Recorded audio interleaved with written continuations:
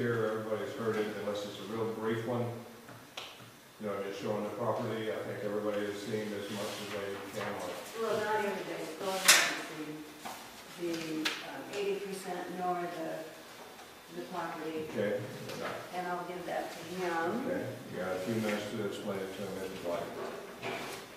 This is the community standards and where it relates to the two commercial areas in Acton. This was in the early 1990s. This was established by the AV plan and the community standards. Here are the 80 commercial properties. The 80%, you've heard, as much called it, the yardstick. Also, there's a map of the property. Oh, yeah, that, thank you. You should be presenting it to the podium if you're going to be talking to everybody in here, even though you're putting primarily at the podium. I will, but let me show them where this map right here. Len, need to present from there, he can follow along on the paper. Okay. Okay, so on the one map, on both maps, it shows the property backs up to the freeway. Front on Sierra, there's 1,400 feet along the freeway, 1,370, I believe, approximately, along Sierra. The nearest home is at the west end of the property up on a hill. It shows it in the colored map. The property is across the street and to the west of the modular home place on Sierra Highway. The nearest home on my side of the road is about, I clocked it at a half mile. And there were questions, there were requests to get a plan, that I had to have a plan. I went through my last 15 years of my articles in the newspaper. First of all, there has never been an individual in the last 15 years coming to the town council asking property to be rezoned to commercial so they can sell it. It just hasn't happened. Two people, Moose Mountain, I'm sure, I know Mike, you remember Moose Mountain, and Country Club Fee came to town council and said they wanted it rezoned commercial. Moose Mountain was rezoned, but then it reverted back when he didn't produce his archery. Also, it was mentioned by Mike, yes, but there are 5 houses between your house, or between my house, between my property and Red Rover. There were actually 6. I went to all 6, and I got their permission. As a matter of fact, one of the owners said, and I have these for you, I crossed out the telephone numbers.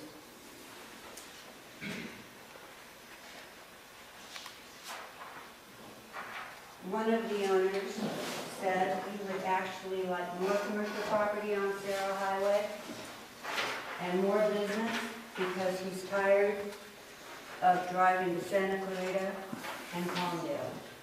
All of these people, other than Cordova, have lived here for like 30 years.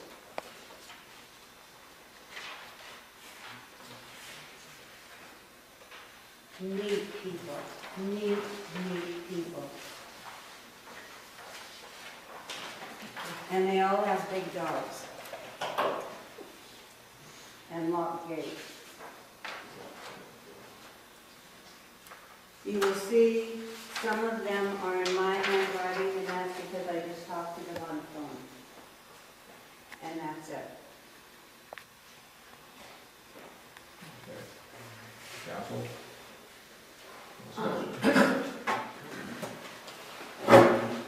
Welcome. Good to see you. Yeah, it's been a while. Yeah. probably 6, maybe 8 years since I was last year at the town council. I was the town council president for 5 years and on the town council for 6 years. I'm also an architect and small builder, and Lynn didn't ask me to come up here and say anything about the project tonight, but I would like to, one, disagree with the lady that was just up here. As an architect, I go through the county all the time, and anytime that you go to the planning department with Los Angeles County, they're going to ask you to go to the town council, especially for commercial projects.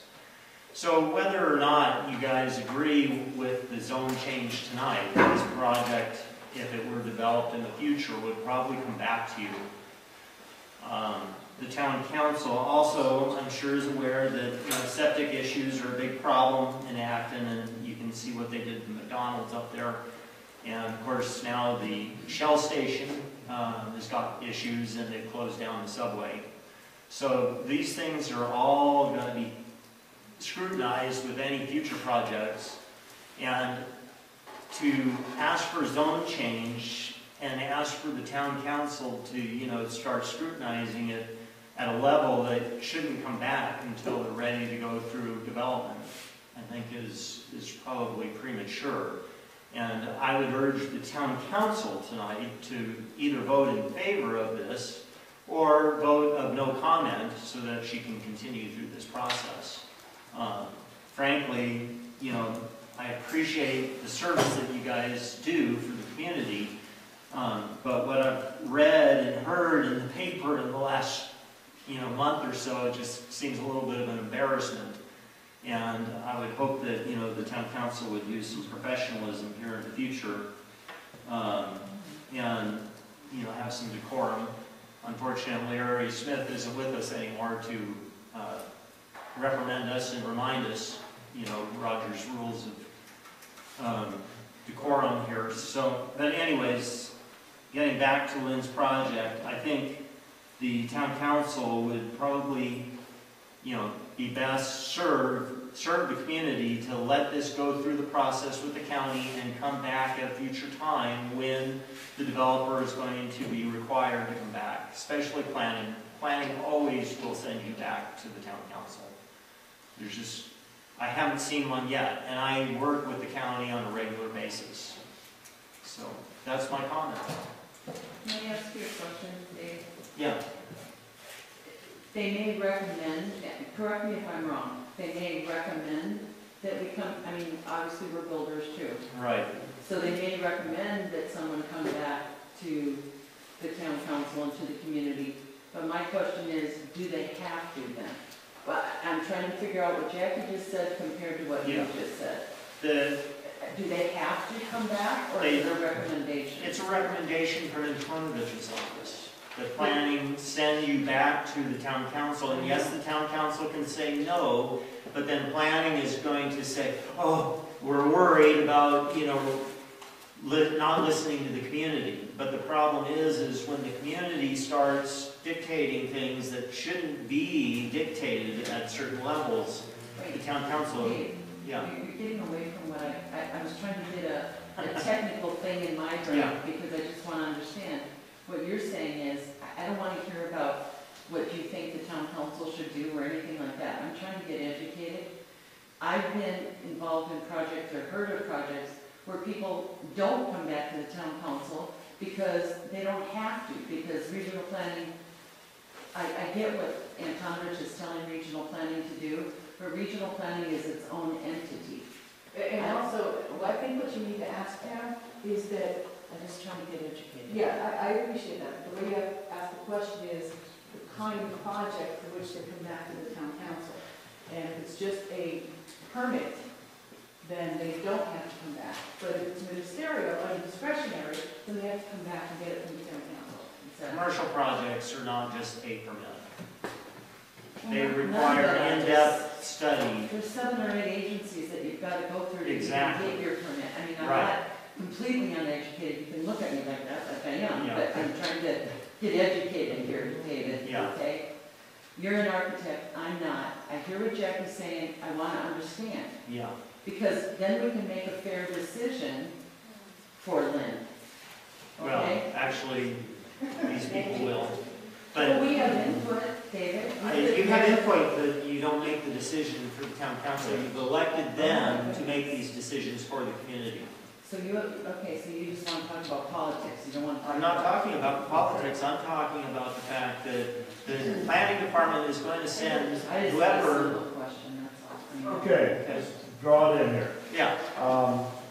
this project, I mean, I haven't seen a commercial project come to fruition without coming to the town council. Understand.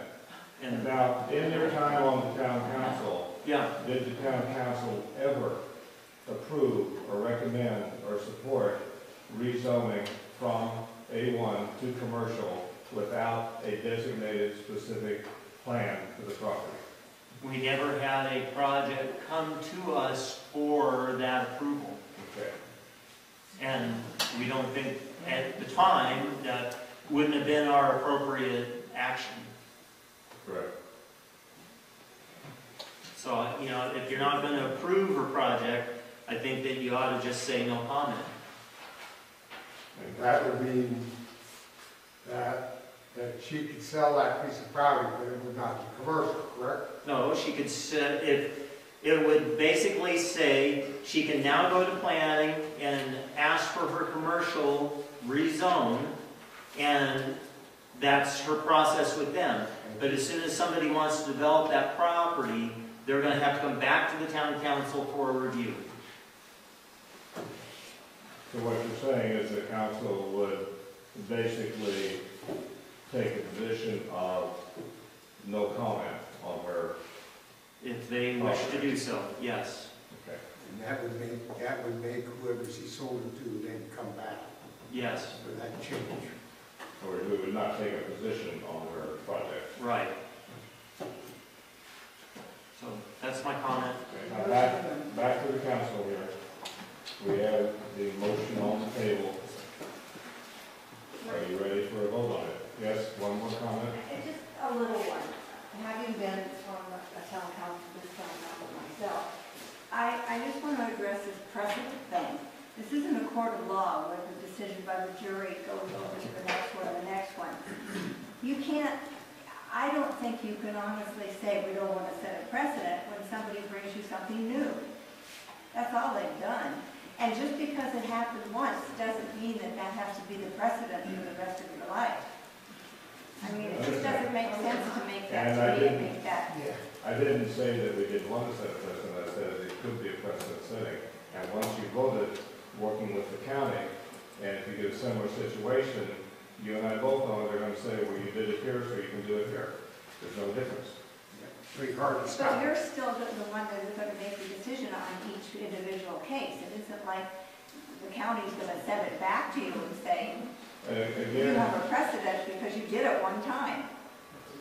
You haven't had that many Jackie, people. let her talk. I You can't hear her when you're calm mumbling. down. You have not had that many people over the, 19 years or whatever, Yeah. come to you. I mean, you can count on half of your one hand how many times people have come to do this. So to call it a precedent-setting thing, I think is an overreach. That's Okay. my I comment. appreciate the comment. Okay, any other comments? Or do we want to take a vote? Ready? The motion is to approve or send a letter, how did I word it on here so I get the wording right? To send a letter of a favorable recommendation on Lynn's request to change her property from A1 to commercial. All those in favor? Three. All those opposed? Opposed. Okay, that's 4 in favor, 3 opposed.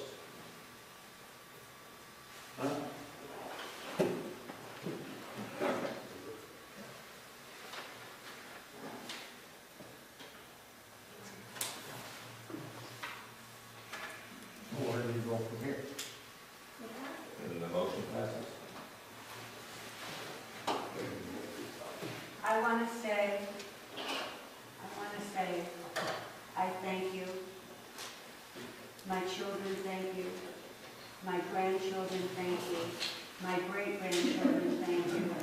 My dog, Lizzie, thank you. And my ground squirrel, Rocky, thank you. Thank you very much. Mike, and I know the letter's going to take forever. Would you be able to sign this, just a very simple statement stating that you approve it? I'll show it to you. I will send the letter. Huh? I will send the letter. I'm sorry. Official council letter. I will send an official council letter. You, okay, Then what happened? Who would you like to go to? say that again. Who would you like to go to? Vincent Letter. Okay, a copy who in the county? Anybody? Who should it go to? Just send it to me. I'll just send it to you, it's fine.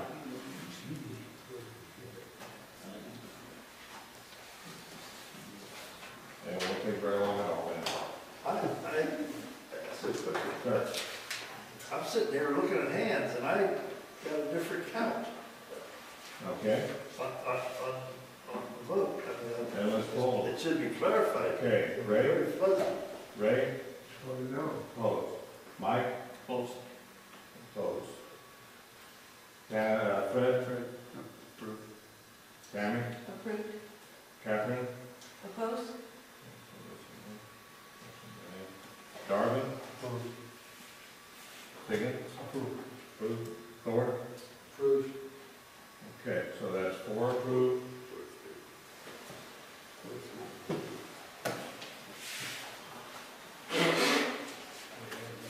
Four approved, 3 opposed. Right. Good evening, everybody. So, you keep this short, no pun intended. This looks nice. Nice and painted, looks good. I'll have the complete stats by next meeting, but it looks like the preliminary count was basically 30 crime reports for last month. A good portion of them were burglaries.